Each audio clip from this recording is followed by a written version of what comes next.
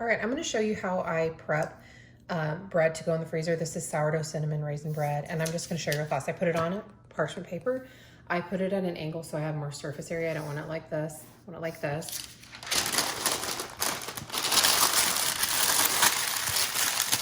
Okay, I wrap that up.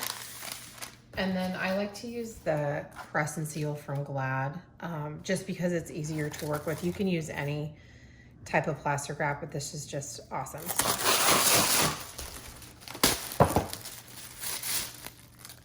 All right, and you place this sticky side up, then just take your loaf and put it on there. We can do it this way, and I'm just gonna wrap it.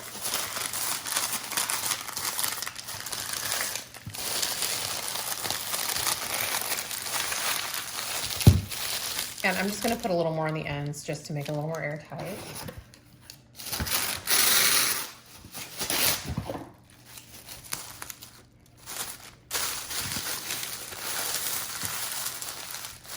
right, that's probably overkill, but it's gonna protect it from the freezer. And then I just get a zipper bag. I have another one here.